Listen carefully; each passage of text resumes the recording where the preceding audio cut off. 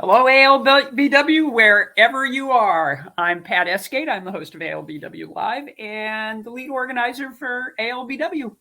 And very excited today to be talking to you about Jill Liddington's brand new book, As Good as a Marriage, now available in many places. And you'll be hearing about that. I have been through this book several times. And as you can see, I not only got it all dog-eared, but marked up all over the place. So highly recommend.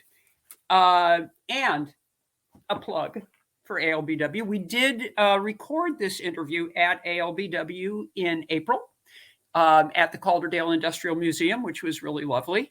And you're going to be seeing that recorded interview. But when we're done, Jill is here in the studio. She'll be coming in a minute. And she'll be here for Q&A. So a great opportunity for you to ask Jill directly about what you want to know about the book. Now, the other thing I want to make a brief mention, again, if you tuned in last week, you heard all about Gemma Jacob and her new film when Sally was on with us. I'm going to be putting up a QSR code. Jen, you can go ahead and do that. If you would like to take part in Gemma's new film, please contact her. And if you snap this QSR code with your camera, we'll leave it up here for a few seconds so you can madly dash to find your camera. You'll get the link and you can sign up. I also want to make a couple of remarks about, I'm very excited about Gemma's new film. I absolutely adored her first one. And I am constantly just really blown away by how Gentleman Jack and Ann Lister have inspired people to do new things, etc. And I'm also totally blown away by the response that has come from other places, including other films. Gentleman Jack changed my life, for one, for sure. And we have a wonderfully diverse community. All of us have experienced our coming out process in different ways. And all of these films speak to the different ways we've come to the community and to the truth of our lives and living our lives authentically. So I don't ever want to get caught in a situation where we're comparing one with the other, because all of them have value and all of them bring people into this community where they can find the support that they're looking for. So let's move on from there. And I want to, before I do, I also want to salute Barbara Govan and Sarah Hardy for making the film, as well as the incredibly courageous women who took part in it. Okay, on that first one. All right, so let's bring Jill in. And here she is. Good morning, Jill. Good afternoon, rather, sorry. Good afternoon, Pat. Really nice to hear you. Yes, it's good to be here with you. So, Jill, your book was published earlier this year, correct? In the UK. That's right. It was published in March by Manchester University Press, which is one of the major publishers in the north of England, near where I live. And we had a fantastic book launch in the Portico Library, which is in the centre of Manchester. And it's one of those ancient, venerable, beautiful private libraries that predate public libraries. So that was a wonderful occasion. And we all just lapped up the atmosphere, plus glasses of wine as well. Even better. Wonderful. But there it was the launch in the United States was delayed for whatever reason that happens in publishing. But it is now available, correct, in the United States? That's right. I don't know quite why the American publication date is 2 months, i.e. May, after UK. But I guess it makes sense for the publishers, in this case, MUP. So it is now available in the States, which is brilliant. That's fantastic. And we're going to be moving into the actual interview, which was recorded, in just a second here. But I want to let you all know that Cheryl McDonald will be posting links to where to find Jill's book on ALBW chat after our talk this afternoon. And I also want to mention, for those of you who are in or near Halifax, please do stop by and support the Book Corner, where Jill's book is available. And you may still be able to find a signed copy there, because Jill did sign some copies when she was in town. So just ask them if they've got a signed copy. So So Jill, without further ado, we're going to start the video. You and I will go back behind the screen, and we'll be back as soon as we're done. With the video, we'll be back for live Q&A. Lovely. So, for so many of us, our life changed in spring 2019 when Sally's wonderful drama, Series 1, Gentleman Jack, came out. And those of us, like myself, Helena Whitbread, and others who were involved in the Anne Lister diaries and work on Anne Lister, felt the diaries were bulging with commitments and events and walks and talks, and it all seemed set fair. And I've met Pat and Bren, and Pat and Bren very kindly, generously invited Rachel and me to go and do a, Rachel at the back, who I think everybody knows, sitting next to Sally, woohoo, woohoo, invited us to go and do a small book tour in the States, which was really nice, and I don't think Rachel had been to the States before, so that was doubly exciting. And it was a small book tour, mainly East Coast, but very, very enjoyable. So thanks, Pat and Bren, for your hospitality. Came back and continued with Anne Lister, Too Cold for Walks, but book talks and book events, including doing one for the students at the Sorbonne, going down to Southampton, etc., etc. And then in early March, I can't remember the exact date, we all piled into Halifax Town Hall to go and celebrate Sally being appointed free woman of the borough. And it was a very enjoyable occasion with a sort of reception at the end. And I thought this was how life was going to continue. Little did I know. That was the last public meeting of seeing other people with faces in public spaces, because very soon after that, I think the third week of March 2020, everything changed, and we had COVID. It went around the world, and we had lockdown, and we were locked in. And I just crossed out everything in my diary, just slashed through the pages, and thought, how on earth am I going to continue? And quite soon, Pat, being slightly more technically dynamic than me, got onto Zoom and interviewed Sally, I think, and interviewed Helena, and on Anne Lister's birthday, early April, interviewed me, and that's when Pat asked the question, so are you going to write another book? Indeed. As people always do, it's always their favourite question, and least favourite for writers. It's what you don't want to and I said, no, I don't think so, but I hope other people will do that. And what became clear within weeks was that COVID was going to continue. It wasn't going to end anytime soon. And it left me a great gap in my life, in my work life, in my writing life as an author and historian. And I tried various projects, because I'm very much a sort of projects person, raising money for this and that and the other charity. But as soon as I contacted the charity and said, hello, may I donate some money by walking to Edinburgh or whatever, they said, nobody here, it's because it's called COVID.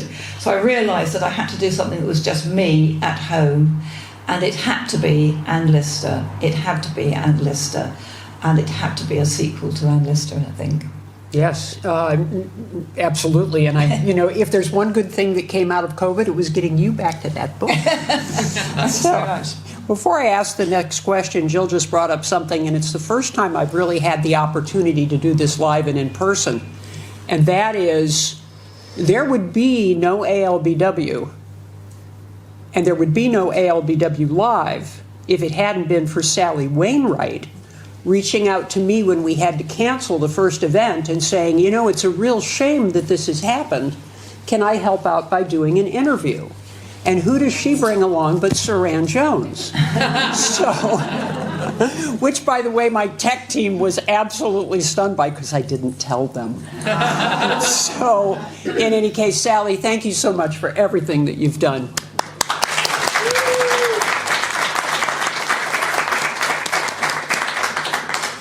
Alrighty now, so we're going to go back to you. Right. And Jill, before we go any further, you've always believed that it's really important to work from your own transcripts, right? For me, it's absolutely vital because as soon as you start working from somebody else's transcripts, you're having Anne Lister filtered through their views, their understanding, sometimes their misunderstanding. And I've always, throughout, from the very, very beginning, from writing, I wrote that in 1992, so it's quite a time ago, always based on my own transcripts. And I think particularly with this book, the sequel to Female Fortune, so it starts in May 1836, where Female Fortune ends. You get, I'm going to argue this over the next half hour, you get up close and very personal, really up close and very personal with Anne Lister. Somehow this book, perhaps partly because it is just Anne and Anne on their own at Shibden with their servants, about 3 women servants, but otherwise it's entirely them on their own, almost every day. You can see almost exactly how she's breathing. You can certainly see how she and Anne are relating, whether it is as good as a marriage. And my publisher, MUP, approached Sally for an endorsement, and I particularly liked this sentence. Liddington brings us into the room as the couple struggles against challenges from within and without. At times that's a slight euphemism. It was more of a challenge. But I do think doing your own transcription, whether it's transcribing the code letter by letter and working out yourself where the gaps between the words are, or whether it's on the handwritten, which can be very, very baffling because there's a lot of abbreviations.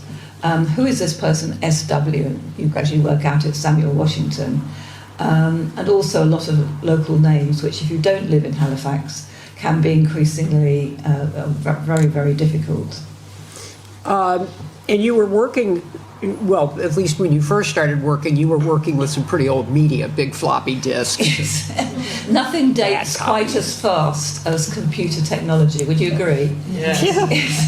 And I had done quite a bit of work on the start when I was just getting the feel of Anne Lister on these 2 years, 1836 to 1838. So I thought, well, I'll go back and have a look at my transcripts, and they were either handwritten or mainly typed up.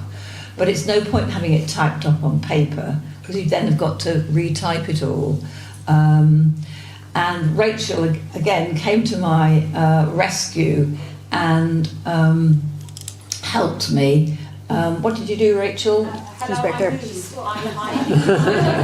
I laboriously, it was laborious, I retyped the notes from way back when, and Jill said to me, will you tell me which bits you think are interesting or which bits you think might be less interesting? And I have to say, oh gosh, I did read rather a lot about stone quarrying. And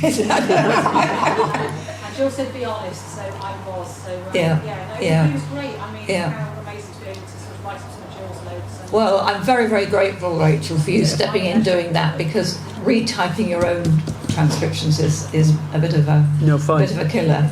And what you do find in these 2 years, well, the 30s generally, is a bit too much about stone quarrying and a bit too much detail about coal mining, unless you're an economic historian or an industrial or landscape historian. So I had left out, people often ask me, what have you left out? And that's what I most often, most frequently have left out. Now, Jill, others had approached this time period before, but sort of fell off for one reason or another. And there were 3 of them specifically that we wanted to talk about. John Lister was really the first one, right? Tell us a little bit about what he did with the diaries. Well, John Lister, I think we're all indebted to the late John Lister. He started in the 1880s, so he moved to Shibden as a small boy when his father inherited it. And Lister, of course, having no direct descendants, so it went very indirectly to John Lister's father, Dr. John Lister of Swansea. And after John Lister's son came back from university, one of the archive projects he got stuck into was transcribing the diaries which he'd found. And he opens his series, and they're published each week in the Halifax Guardian. And they start with 1837, the 1837 election, when Anne Lister and Anne Walker with equal or even greater activity, energy, conviction, goes and doorsteps their tenants. You will vote for the blue candidate, won't you? You will, or am I going to have to quit you? Which in fact was sort of fringe illegal. Because John Lister was very interested in politics. He himself had very different politics from Anne Lister. He started off as a sort of liberal county councillor, I think it was, and then gradually moved leftwards, becoming a leading figure in the Independent Labour Party, the ILP, of which he became treasurer, being the only person in the ILP who had any money.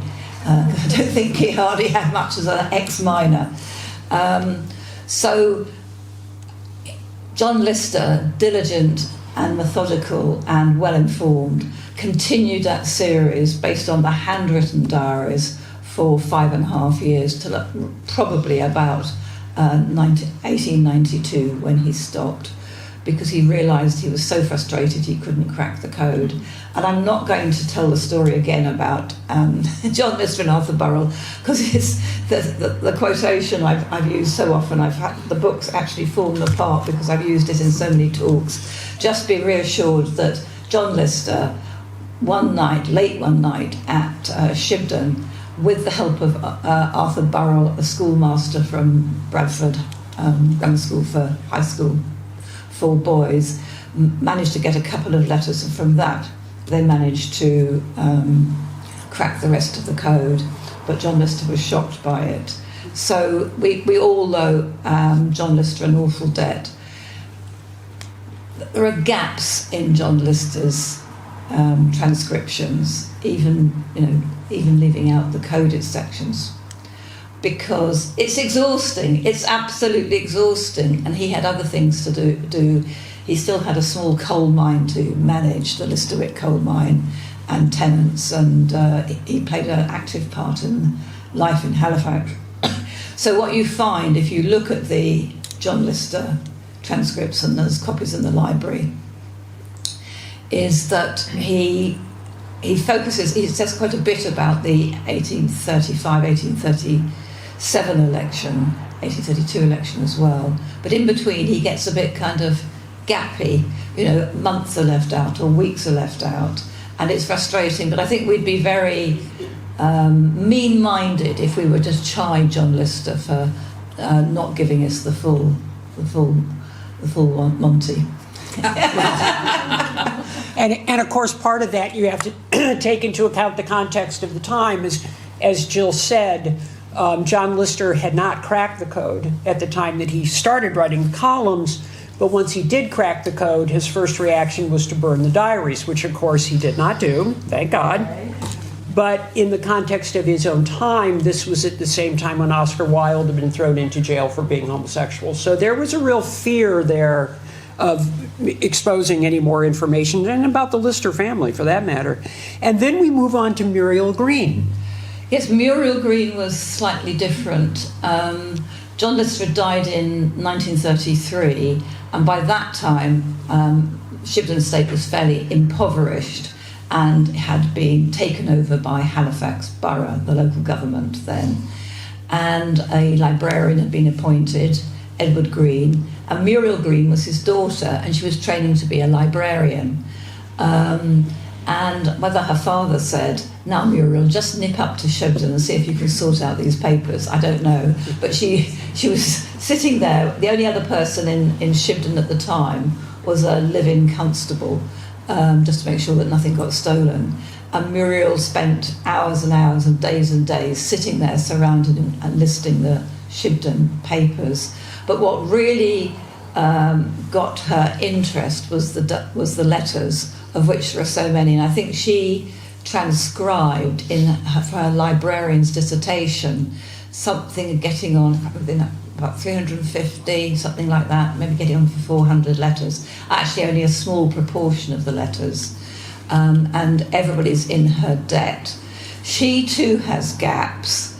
She starts off very diligently, almost with every letter, but they're very short and not very frequent, because Anne was only an adolescent girl then. But by the time we get to the 30s, and particularly the late 30s, the letters are frequent and prolific. And you could just see, as with John Lister, she was getting tired. Her eyesight, I'm sure, was getting tired. So there are quite considerable gaps there. But if anybody's interested in Anne Lister and Anne Lister's diaries, a copy of her thesis, which I don't think has been digitalised yet, is, not that I'm aware, is in the local studies section of the library. And I spent quite a bit of time sitting by the photocopier, photocopying a copy for Sally, which I was very pleased to do. And the title of that is A Spirited Yorkshire Woman, when you go to look for it. But she, again, as you had mentioned to me, she omitted many of the letters to Anne's elite friends, so we don't really get to see that side of her in there, right? No, I don't. I'm not quite sure why that was, because for me, and you'll see this in As Good as a Marriage, they're some of the most interesting and most revealing. Whether it's because she was very much a Halifax person at the time and she wanted more Halifax letters, I don't know. But it's the best entree, the best way in to Anne Lister's correspondence. Interesting. And then came along Phyllis Ramsden and Vivian Ingham. Yeah. Phyllis Ramsden, like John Lister before her, had been a member of the Halifax cultural elite. Her father was either the proprietor or editor, her husband, of the Halifax newspaper. And she was quite scholarly. And she worked with Vivian Ingham on two things, on the writing about the travels, and those typescripts, not unfortunately on the whole published, are again in the archives in Halifax. And she also worked on the coded sections, and the archivist or librarian must have passed her John Lister, Arthur Burrell's invaluable, absolutely invaluable key to the code. So, aided by that, she was able to start transcribing, with help by Vivian Ingham by this stage, transcribing the coded sections of the diary. But it was a difficult time to do it. It was a very difficult time to do it. I'm just trying to remember the exact date, 1967, sometime about then, 1964 I think it was, just before that act, she wrote to the town clerk, who was Mr. Administration for Halifax Borough Council, and said, "We've been working on the coded sections," and no, she didn't say that. "We've been working on the Anne Lister diaries, and we'd very much like to publish." They were owned by the council, so she had to get his permission, and he basically censored her. He said, "No, you'd need to show it to us first, because it would bring dishonour on the town, dishonour on this ancient Lister dynasty name." And it was a devastating piece of news for Phyllis Ramsden. And just to cut a long story short, what we then have is just the summaries, and these are again in the archives. We have the summaries of the coded sections, which are awful row, or another awful row, right, or Anne Walker very friendly, or something like that, which is frustrating and must be just enormously frustrating for Phyllis Ramsden. And there's some discussion as to whether Phyllis Ramsden herself destroyed all her transcripts, or whether in her will she asked her nephew or niece to destroy them after she died. What a shame. So all we have of Phyllis Ramsden's long years of work are the typed travel essays, articles to Rome, to the Pyrenees, etc., etc., etc., and these terribly little short, just little hints of what was going on in the code. So it didn't take us very much further, but I feel immense empathy for Phyllis Ramsden, having to have all her life's work censored by the Halifax Borough Council. Right, and then the last person that we see trying to scale Mount Lister is Kat Euler. Yes, did anyone know Kat Euler at all? Anyone come from Arizona? Right, thank you, Sally. Kat Euler was a very impressive scholar. She was doing a DPhil at York University, and I knew her supervisor, Dr. Jane Rendell, and she really was very impressive. And she decided to work on the 30s because we both felt that the 30s were the most interesting decade of Anne Lister's life, where she came into her own. She was her most powerful. She knew who she was. But what's distinctive about Kat Euler's thesis is that it was organised thematically rather than chronologically. So I don't find it quite so easy to read, because to read something chronologically when it's a diary is so much easier. But what she does do, and I'm going to use a bit of academic jargon now, is intersectionality, the intersection between sexuality, class, politics, etc., gender, etc., etc., etc. And it is incredibly helpful. And it has been digitalised, or at least you can access it if you just Google Catherine Euler and Anne Lister, it'll come up. And it really is absolutely invaluable because you could do a word search on the entire 1830s. So thank you, Kat. After she got her doctorate, she went and taught at up in the northeast, and then went back to see her family in Arizona, where she got an academic post. So she was, by the way, as Jill said, that is available on the internet. Look up Catherine Euler, and it's a fascinating article. It's well worth reading if you're on the scholarly side. Less of a short article, more of a vast, long dissertation. Yes, exactly. Dissertation, exactly. Yeah. So, now it's down to you, Jill. Yeah. What whetted your particular interest in 1836 to 1838? Well, COVID struck, I'm at home, and I know the only thing that's going to keep my sanity and despondency at bay is Anne Lister and her diaries and her letters. And it made absolute sense to me, and I didn't hesitate on this for more than a millisecond, to provide a sequel to Female Fortune, which had ended, as I say, in May 1836 on the death of her father and the effective banishment of her sister Marianne to East Yorkshire, back to live with her mothers. So that's what I did, and I'm very glad I did, because people often say to me, well, what happened next? And what happened next was that after the death of Anne's beloved aunt, in autumn 1836, the two of them are living on their own in Shibden with about 3 women servants, probably sleeping up in the attics. So they're essentially on their own at Shibden, and you can get up close and personal to a lesbian marriage. And how enticing a prospect is that for a historian? Yeah, exactly. And I will tell you, I've had the opportunity to read the book, and it really is fascinating to be looking at the passages that really do, they demonstrate 2 different things. There was a tremendous amount of conflict, as we all know. We've all heard about that. Now you get a chance to read a little bit more about it. But it also demonstrates Anne Lister's own conflict about in or out. Do I need her? Don't I need her? And so it's a really fascinating read, and it really a fly on the wall thing. Yes, you are. Yeah. So they both seem very conflicted about this, and Anne Walker actually threatens to leave on several occasions, and Anne Lister says, well, be gone with you then. But then she turns around and says, but if she did leave, I'd be very lonely. So there's obviously more to it. We've all talked from time to time about how Ann Lister may have used the diary as a form of therapy for herself.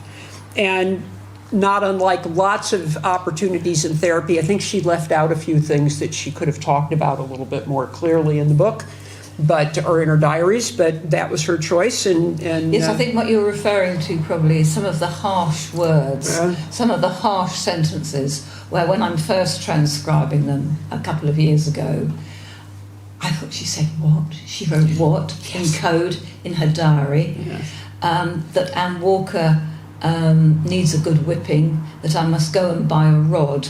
I mean, there's a few other sentences like that, which, the colour kind of drained from my face.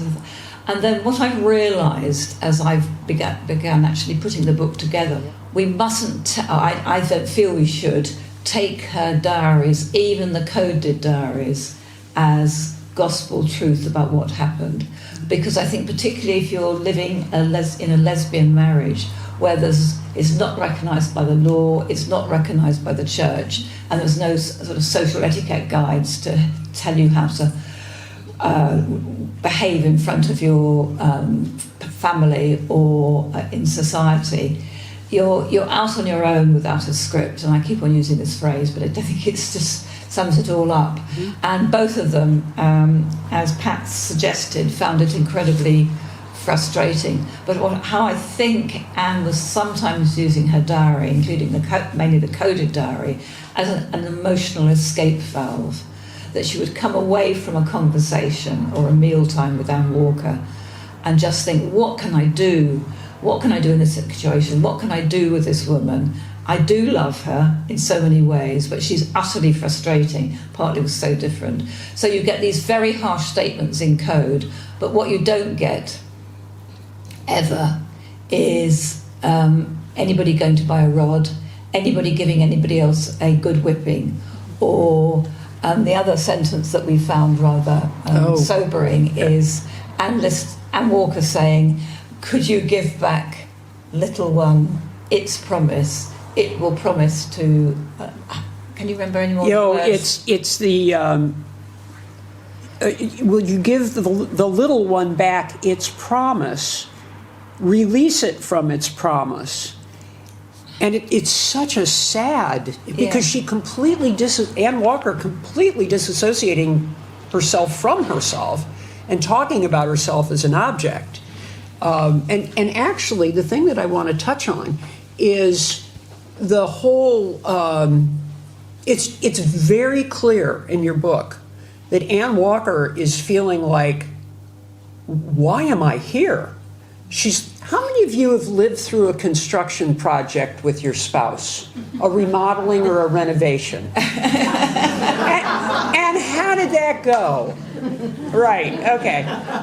So here's Anne Walker, who's moved from Cliff Hill, well, actually, Lidgate, right? Lidgate, yeah. And has been used to living in a very comfortable world, and now she's in Shipton Hall, and Anne is tearing it all up. She's taking down the ceiling, and she's putting in a new staircase, and God knows what all. And what we see Anne doing is, poor me, right? Yeah. And I think there's another layer on top of that, as well as the sawdust and the sound of hammering. Yeah. There's a feeling that Anne Lister, and this becomes increasingly so during these 2 years, I think, Anne Lister values Shibden and the Shibden estate and her Lister-Shibden legacy more highly than she does her marriage to Anne Walker. And that must be, for Anne Walker, the most awful feeling. And increasingly, I would feel, but do tell me, those of you who read it, whether you agree, that as we edge nearer towards summer 1838, where I'm afraid this book ends, that Anne is absolutely focused on her legacy. She knows she and Anne can't have children.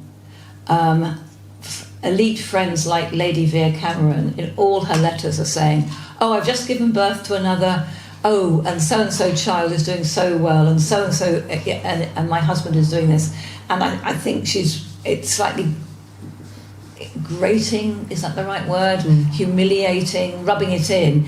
Vere Cameron writes a very arch letter, and Anne's thinking, well, we may not be able to produce an heir as gentry families are supposed to do, but I will leave the world Shibden Hall. And if you turn to page, anyone got a copy with them? How many people have got copies with them? None. Right. We got one. No, there's one back there. There's one. There we go. Two. We got two. At least one. If you turn to page 89, and you'll have to take my word for it, since I've got virtually the only copy of the book in the room, what you get is a drawing by John Harper, 1836, of his design, architectural design for Shibden. This is what she wanted to leave on her death, which came obviously earlier than she'd anticipated, to Halifax town, to posterity, to Yorkshire. And the two big things that she actually constructed was one, the West Tower, which is properly castellated and very imposing. And the other thing, which we don't notice when we walk into Shibden, so you're coming up from the cafe, you're walking up and you go turning left and going along the flags at the front. You just think, oh, these flags have always been there. No, they haven't. Anne Lister organised for them to be up there. And these, what I felt so sorry for was the one-horse carts. That's a cart being pulled by a single horse, full of stone, up from Halifax. I mean, how many people have walked up Old Bank? Well, you know what I mean then. You know what I mean. And I think Anne does feel at one point sort of slightly sorry for these absolutely exhausted horses. And a lot of the sort of landscaping and building detail, which festoons the diary volumes during these years, is so-and-so plus one plus horse, so-and-so plus two plus horse. The actual workmen who are doing the hard work are just numbers. And if you look at those walls, I mean, they just look elegant in this drawing, right, by John Harper, 1836. But if you go down below them and look up and start counting the number of stones, and you think each stone is a man and a horse and a lot of very hard manual labour. So I think the point I'd want to make is, yes, there was hammering and sawdust and disruption and servants leading, etc., but I think in many ways Anne was increasingly focusing on her legacy, perhaps partly a reflection of her not complete satisfaction with her marriage to Anne Walker, but also wanting to leave.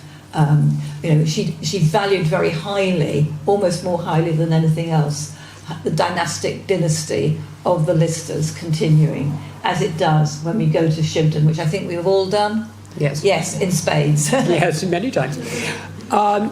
But one of the interesting things about all that is that as soon as they start traveling, everything changes. Everything gets so much easier for both of them. Even if they're just going up to the Dales, right, up through Keighley and up to the Dales for a couple of days, which they do, because they use one of their carriages, take a maidservant and a groom to look after the horses, and go up to the Dales. And at long last, you can feel Anne Walker thinking she's no longer rushing off to talk to Holt about coal mines or John Mann about how much profit there is in a ton of coal, etc., etc. She's relaxed and she's interested in the beautiful Dales landscape they're going through. And then, of course, the great example in this book of where the relationship, the marriage, in a sense, goes is when they go to France. And it's long postponed, and it's far too complicated even to give a brief summary here. But a lot of it's to do with the illness of Anne Walker's elderly aunt, who was then still living at Cliff Hill. And Dr. Jubb is a frequent figure either at Cliff Hill or at Shibden. And Anne Walker's aunt's health is going up and down. But in the end, and I'm not going to go into the details of what actually affected the balance, they are free in summer 1838 to set off to across the English Channel Anne Lister is sick, seasick, very seasick. Anne Walker, somehow surprisingly, isn't quite so seasick. And then landing and getting to France, going to Paris, where one of the priorities was for Anne Walker, whose health was always fairly fragile, to go and see one of the highly qualified specialist doctors.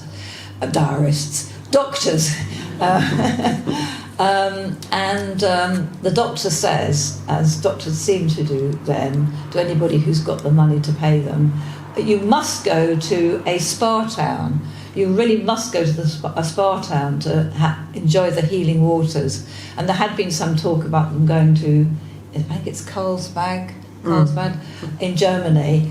But in the end, they decide, much to Anne Lister's pleasure, to head due south. And the carriage sets off, you can imagine it, sets off apace, due south from Paris, down to the Pyrenees, where they take lodgings in some of the beautiful towns on the foothills of the Pyrenees.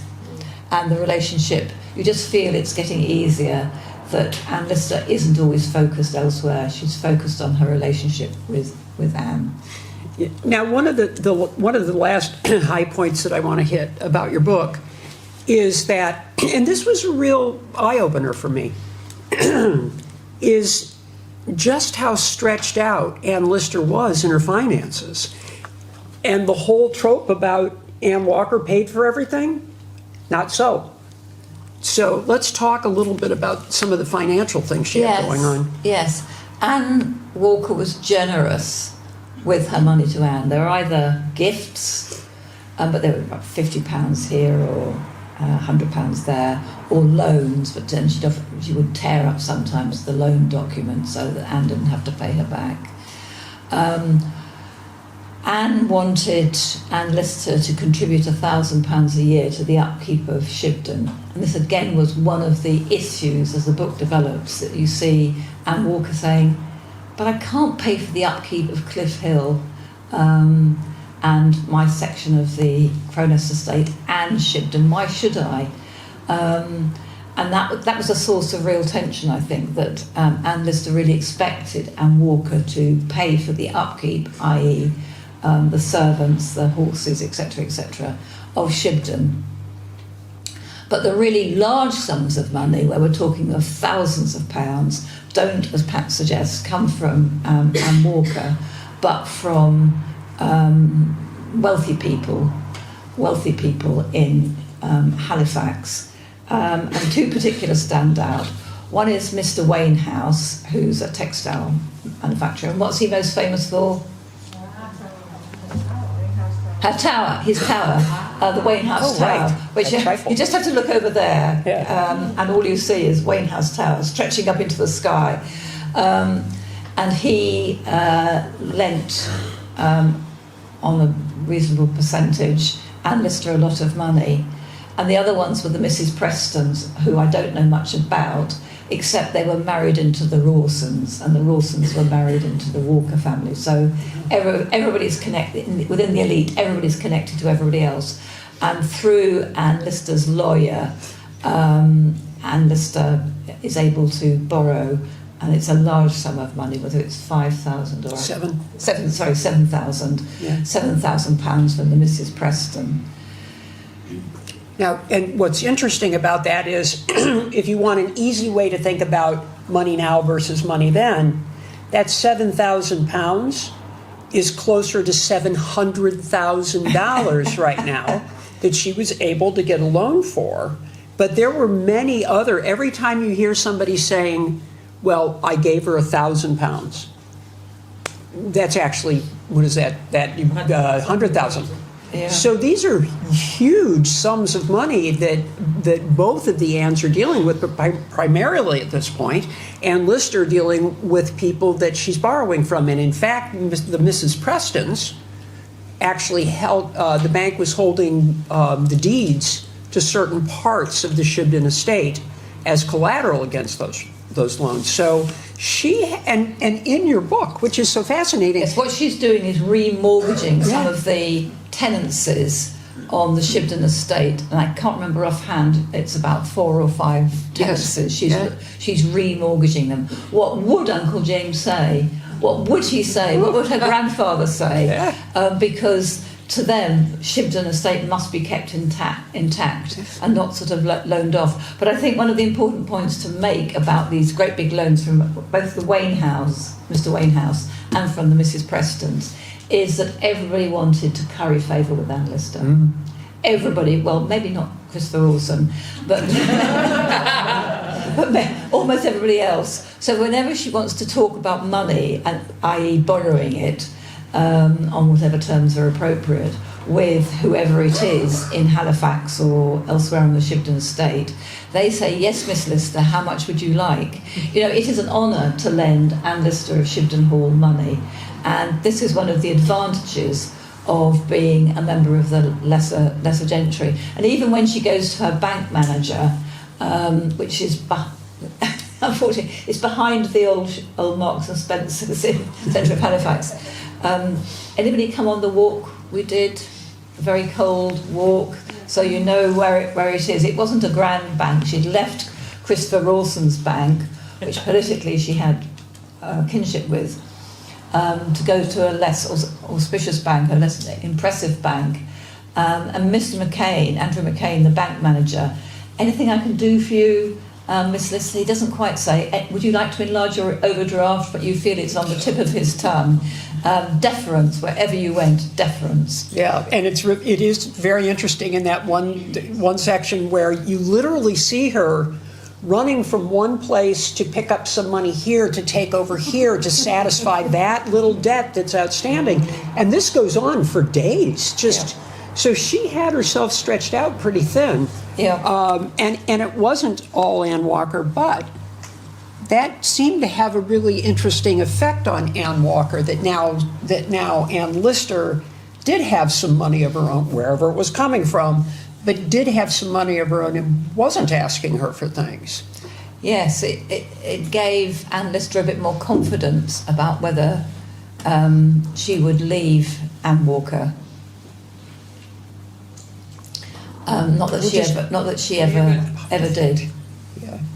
Are we okay? Yes. I mean, all I would say is that, was anybody there when people were talking about producing an edition of the complete diaries? Yes. In fact, it was here. That's right. It was in this Right very here. room. And I mean, I think if you're an economic historian or a financial historian or a landscape historian, you could find whole sections of the 1830s absolutely gripping. But I, for one, got lost in the financial detail. I don't know whether you did at all, Pat. Oh, my God. And I'd cut it right down. Honestly, I'd cut it right down. There's so much money going to and fro because Anne had such ambitious plans for Shibden. So I'm going to be interested to see how the code breakers get on when they get to the mid-1830s, because it is quite challenging, and I wish them the best of luck. Yes. So that draws us to a close on our actual interview right now. And Jill, thank you. I greatly enjoyed your book. I really urge all of you to pick up a copy and read it. And don't worry, you'll nod a few times when you get to the dollars and the stones. But other than that, it's really fun. So what we'd like to do now is open it up for Q&A. Any questions for Jill? And we're going to do that right now. So it was fun to see that again, Jill, don't you think? I did. I really enjoyed it. I'd forgotten exactly what I'd said, because it was. Me too. I forgot that we got into the whole history of, Phyllis Ramsden and, on and on. And, but very helpful in understanding, what had gone on prior to that. So Yes. we're kind of closing in on our time, and we do have a few questions. So I want to get to those. This one is from Robin Kornblum. She says, Jill, based on your research and reading about Anne Lister, do you believe that their relationship would have endured after Russia if Anne had lived? Well, that's a hypothetical question, a sort of speculative question. So I I guess my guess would be that it probably would have endured or continued because they had more in common than set them apart. I mean, there's a lot that set them apart, one of which was Anne Lister's incredible self-confidence and her very elite education. So she could spin words around Anne Walker, and poor Anne Walker kind of didn't know whether she was coming or going by Anne Lister's use of words. But they had so many good times together. And I'm just going to take one little example, if I may, just to show it's about the emotional volatility of their relationship. And this is page 171, and it's July 1837. And in code on Friday the 30th of July 1837, Anne Lister writes of Anne Walker, and it's in the middle of a quarrel. Anne Walker began crying. I changed my manner and said all this was ridiculous. She wanted a good whipping, and I had got to be right. I told her I must buy a rod, and in truth I must not indulge her too much. So it's the worst quarrel, in a way, the worst quarrel. And then the day ends, Friday the 30th of July, 1837 ends, and they say out again. And this is in handwriting. Anne Walker and I, and little Mary, who was Anne Walker's niece, a young niece, staying at Shibden with Anne, and Mr. Gray, who was the landscape architect, went to the mere, went to the lake at 8:30 p.m. for about an hour. Mr. Gray towed little Mary the whole length of the water on a raft formed of two large timbers, came in at 9:45, coffee, read the paper. Anne and I came to bed at 10:35. So it's the most pleasant, convivial evening of a settled couple with this young girl and a landscape gardener, architect, but preceded by a really sort of monstrous quarrel. So it's the sort of volatility of their relationship, but they do go from tensions and quarrels and silences to incredibly pleasant times when they can enjoy the evenings together, often reading the paper together or reading books to each other, or just chatting. So I suspect their relationship might have gone on, would have gone on, had Anne not died in Russia so early. Especially after they got done with that renovation. So Yes. I just have to put that in there. Yes, definitely. Yeah. Now, Kay Pollock asks, now that you have finished this latest book, have you had the time to delve into and enjoy looking at some of the wonderful research that has been going on in recent years? She has just been looking at the fantastic research by Doriana Sorolla on Anne and Anne's travels in Russia. So they're curious as to whether or not you've had a chance to look at any of that. I haven't focused on that because I've focused on the period that I was looking at, which is 1836 to 38. What I have done is, and this is particularly 1838, early 1838, is read with gripping interest the book that Anne Lister was inspired by, which is Captain Cochrane's pedestrian journey through Russia to Tartary. Oh. And pedestrian, not in the sense of boring, but in the sense of walking. And thanks to the Americans, thank you, Pat, you can actually get copies of these classics. And I think it was written in, Captain Cochrane wrote it in the 1820s, I think it was. And it's in 2 volumes. And you can just see as you start reading it, and they're not too expensive either. That's what's extraordinary about it. You can just see how Anne Lister was enthralled by what happened to Captain Cochrane. He was obviously a fairly elite naval officer who was fascinated by what happened to the continent of Asia when it sort of petered out and joined or was close to what we now know as Alaska. So he set out, and you are literally walking in his footsteps, and it's very engaging because he's utterly courageous. He's sometimes robbed by or at least once robbed by some vagabonds who take all his clothes, and he's left with just his pants and his socks.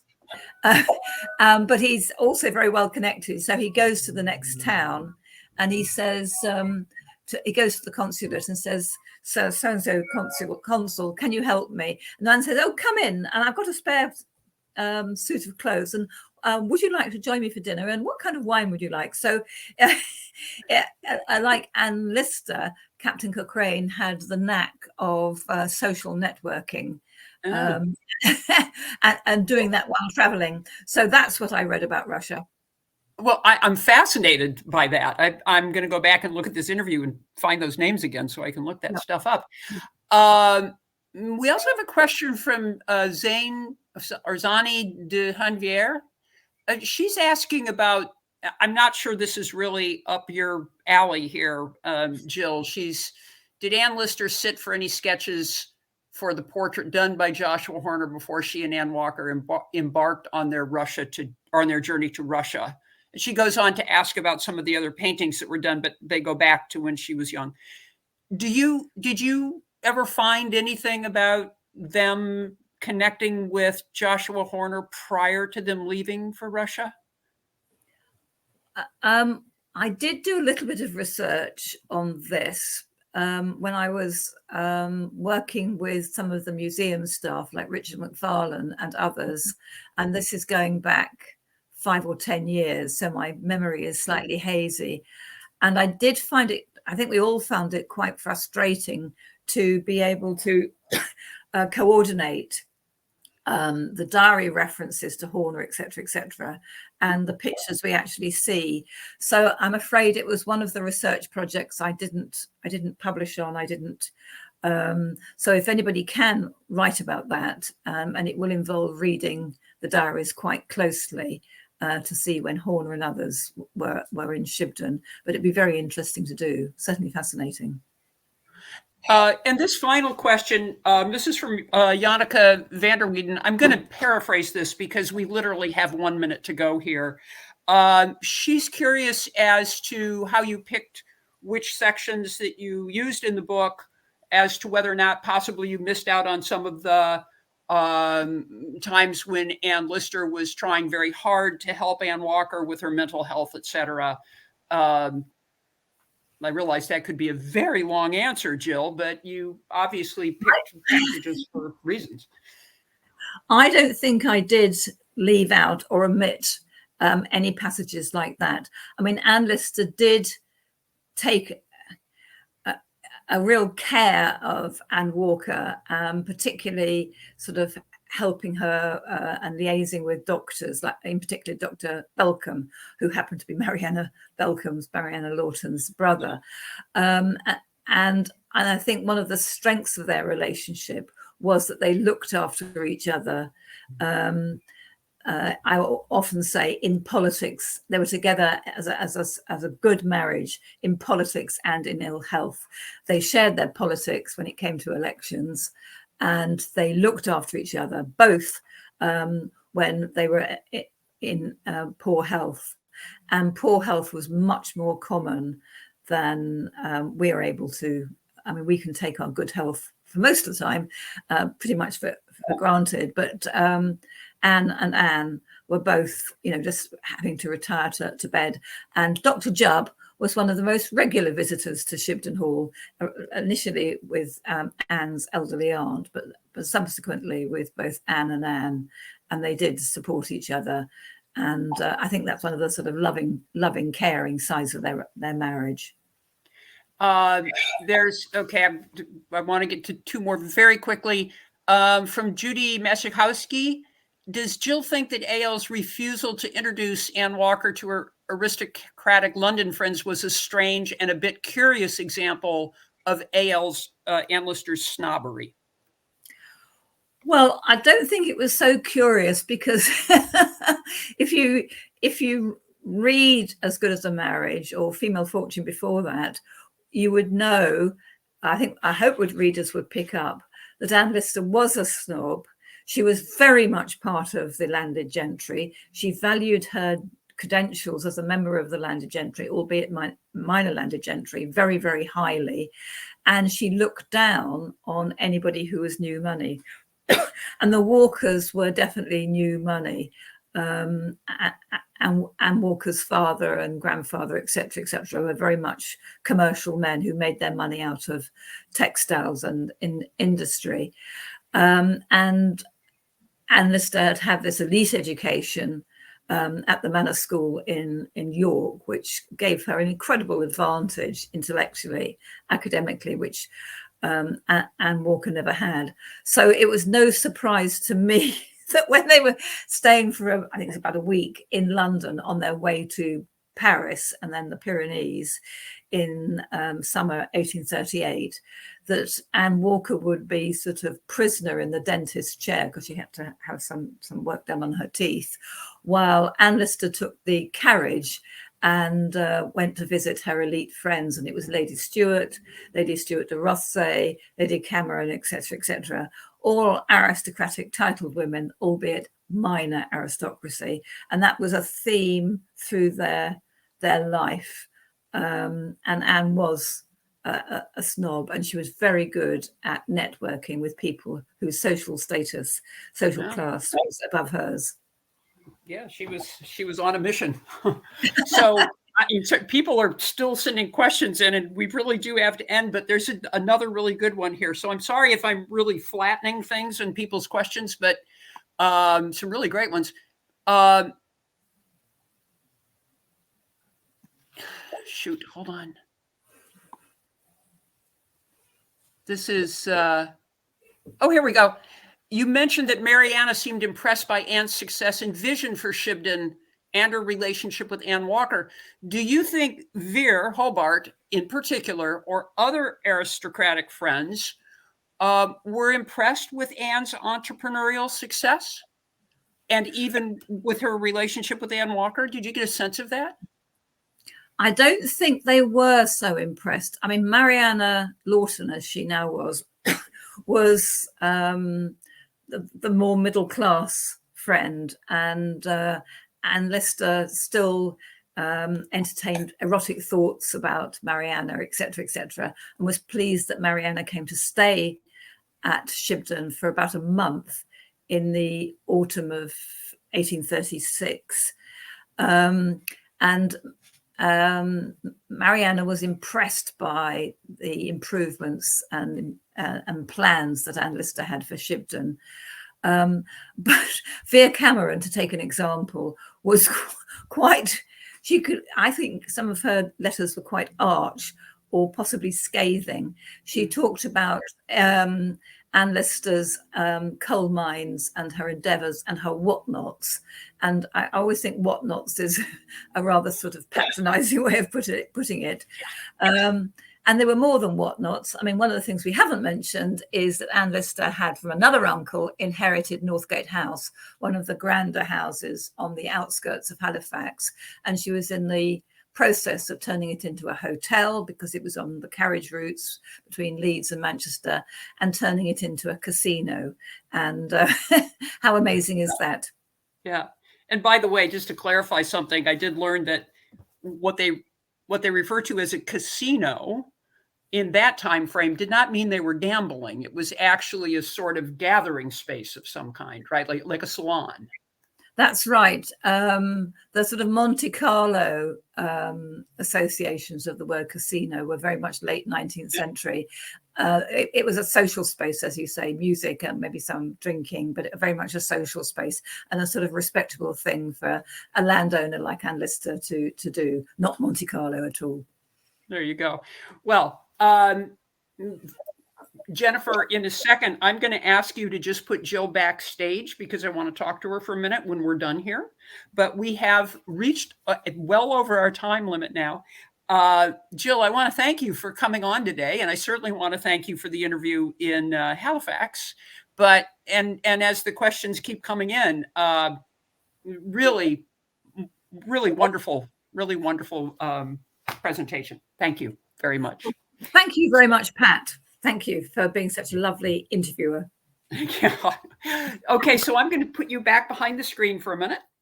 And I'm going to say goodbye to everybody else and just let you know that the Calderdale folks should be making their decision on the Ann Lister post sometime in the next couple of weeks. And as I've explained before, that's what's held us back from being able to give you our actual dates, although we are working on a kind of a straw man of all of that. So very soon we'll be bringing up the actual dates for 2024. And let me just put in another plug while I'm at it for Rachel Lappin. Okay, so in any case, thank you for watching today. And thank you to my team, as always, Cheryl and Jennifer back there. And there will be other ALBW lives coming up in the future. Hopefully the next one will be where is Ann Lister in the Minster? But we're still waiting to hear from the Minster for permission for our final scan in there. So got to get that done first. All right. So thank you very much for viewing, and we'll see you next time. Courage.